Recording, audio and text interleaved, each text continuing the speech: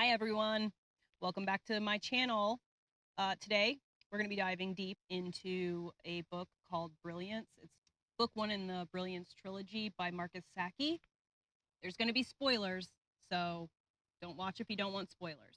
I'm creating a life I don't want to escape.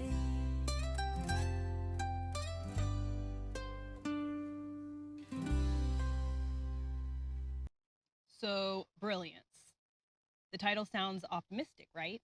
Inspiring. But let me tell you, it's not about gifted kids being celebrated. It's about how society reacts when a few people are too good at what they do. The book takes place in an alternate version of the United States. It's got the same modern feel, same cities. Back in 1980, a strange phenomenon started happening. A small percentage of kids, about 1%, started being born with these enhanced cognitive abilities. They're not superheroes, they can't fly, they don't shoot lasers, but their minds operate on a totally different frequency. Some of them can read patterns faster than a supercomputer. Some can pick apart your intentions by watching your breathing and blinking patterns. Some can manipulate the stock market without blinking. It's the next stage in human evolution. Society calls them brilliance or sometimes abnorms. Just depends on how scared of them you are. And scared people are. The government sees this as a problem because what happens when you can't control the smartest people in the room?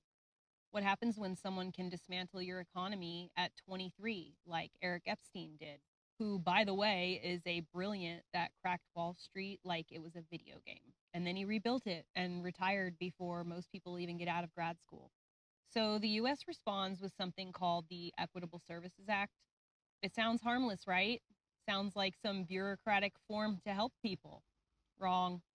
It's a law that allows the government to remove brilliant children from their families and place them into academies, which are just re-education camps, plain and simple. They say it's to teach them how to cope in society. In reality, it's to neutralize them, reprogram them, erase anything that could make them a threat to the system. That's the world we're stepping into.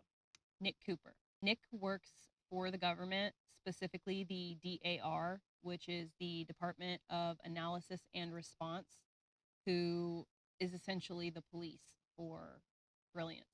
His job is to track down brilliants who are considered dangerous or radicalized.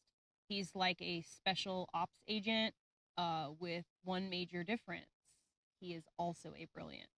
Cooper's power is subtle but powerful. He can read body language so precisely that he can predict someone's movements before they even make them.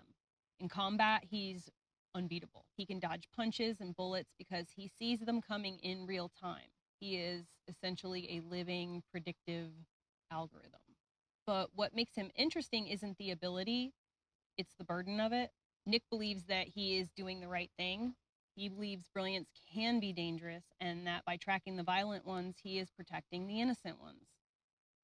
But very early in the book, you get the sense that he's already struggling. He's exhausted, he's emotionally torn, his wife has left him, he has 2 kids. One of them, his daughter Natalie, is starting to show signs of being a brilliant herself, and that terrifies him. Not because he's afraid of her, but because he knows what the system will do to her. The second that she is flagged, the academy will come knocking. And the thought of her being taken from him, that's what starts shaking his faith in the system that he is working for. Now, the main thrust of the plot kicks in when Cooper is tasked with finding and stopping a man named John Smith. John Smith is kind of like the boogeyman of this world. He's a brilliant who has kind of gone off the grid, formed a radical resistance group, and is blamed in multiple domestic terror attacks. Nobody really knows what he looks like, where he is, or how he pulls any of this off. He's like the Edward Snowden of the Brilliance world if Snowden had also blown up buildings. The government paints him as a terrorist, and Cooper is their best shot at bringing him in. But to do that, Cooper has to go deep undercover. I'm talking fake your own death level deep. He stages an explosion, disappears from the world, and slips into the underground network of the Brilliance. And here's where the book starts to really shift. He ends up at a rebel hideout in Wyoming, and that is where we meet Shannon.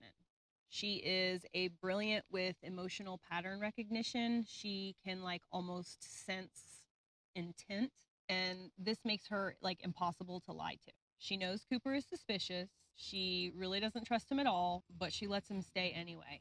She's kind of like the head of everything. She's like the leader. Why does she let him stay? Because she can see the cracks in his loyalty to this government entity, and she wants to watch it break. There's an amazing quote from early on in their conversations where Shannon tells him, "You don't belong here. You smell like government. You think like a cop."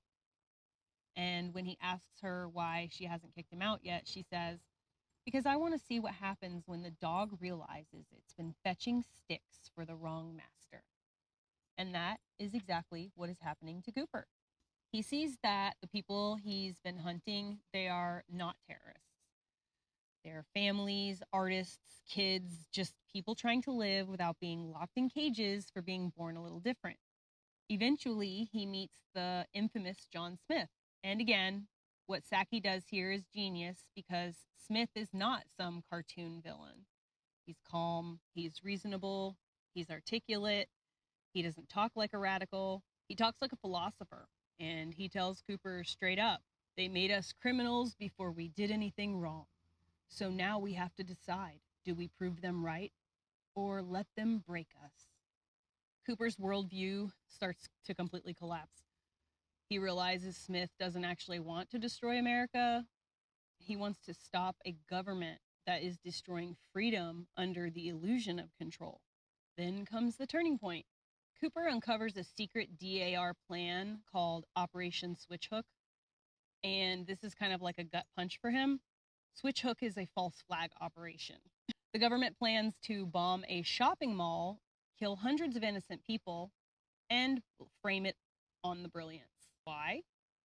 Because if the country believes the threat is real enough, they will accept whatever the government decides to do next. Martial law, full-scale, brilliant detention, war. Cooper tries to stop it. He tries to reach his contacts, but the DAR has already decided he's expendable. They are trying to kill him now. They are trying to frame him for the coming attack. So now Cooper's on the run from the government, from his past, from the lies that he helped enforce. And this leads us to the climax. It's actually one of the best action sequences that I've read in a thriller. Cooper, Shannon, and Smith team up to stop this bombing. They race to the mall in Chicago where the device is planted. Cooper uses every ounce of his gift, his ability to predict movements, anticipate attacks, to fight his way through guards and security. It's really tense, it's brutal, but they do disarm the bomb. They were able to successfully stop this attack. But here's the thing, the world never finds out the truth. The DAR spins the story. They blame Smith anyway. Cooper disappears, and the country keeps believing that Brilliance are a threat. They believe that their government saved them, that nothing was manipulated. It's horrifying, and it is so believable. The book ends with Cooper in hiding. His daughter is still at risk. Him and Shannon have started to fall in love, and he feels really confident that he has chosen the correct side, but it has cost him everything he thought he knew. One of the last lines is, "They'll rewrite it, call us monsters, and most people will believe them. But we were there. We'll know."